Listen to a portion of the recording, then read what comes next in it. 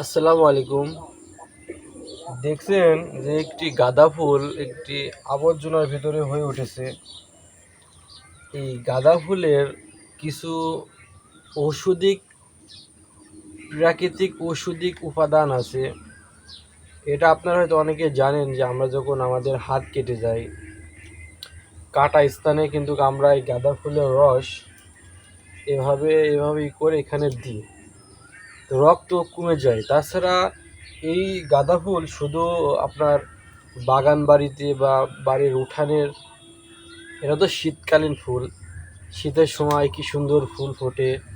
এটা যে শুধু আপনার বাগান বাড়ির ফুলের সৌন্দর্য দিয়েই ভরে দেয় তা না, এর কিন্তু কিছু ঔষধি গুণ আছে। এই যে পাতা দেখছেন,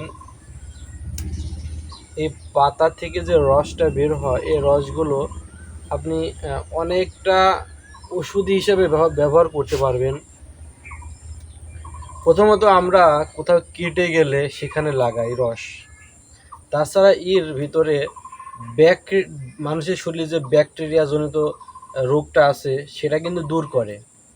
বিশেষ করে আমাদের এই যে মুখে ব্রণ বা ফোড়া হয়, এই গাঁদা ফুলের রস যদি সেখানে দেওয়া হয় নিয়মিত, বেশি না, গরম পানি করে যদি 2-1 ফুট করে দেওয়া হয়, আস্তে আস্তে কিন্তু এই ব্রণ বা ফোড়াটা কিন্তু ভালো হয়ে যায়। আর বিশেষ করে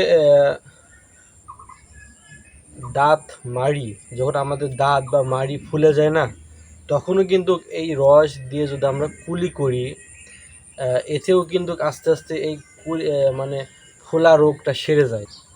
আরও একটা গুণাগুণ আছে এটার, আমাদের ত্বক উজ্জ্বল করার জন্য এটা কিন্তু পারফেক্ট প্রাকৃতিক হিসাবে।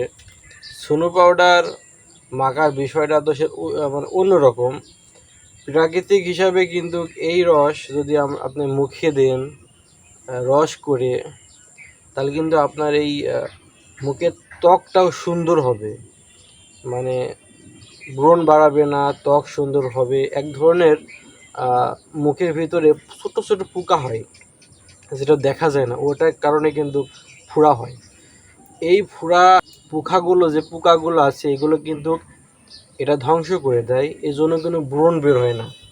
ত্বকের জন্য, দাঁতের মাড়ির জন্য, এই ব্রণের জন্য, হাত কেটে যাওয়া সেখানে রক্ত বন্ধ করার জন্য কিন্তু এই গাঁদা ফুল কিন্তু খুবই প্রাকৃতিক ওষুধ হিসাবে কাজ করে। আপনি চাইলে কিন্তু এই গাঁদা ফুলের রস আপনার ত্বকে বা আপনার মাড়ি ফুলে যাওয়া স্থানে বা আপনার কেটে যাওয়া স্থানে যদি আপনি লাগান, তাহলে কিন্তু ভালোই উপকারে আসে আর কি, প্রাকৃতিক হিসাবে। ওষুধের গুণাগুণ তো ওষুধ, কিন্তু প্রাকৃতিক ওষুধ হচ্ছে এটা, এসব দিয়েই কিন্তু ওষুধ তৈরি করে।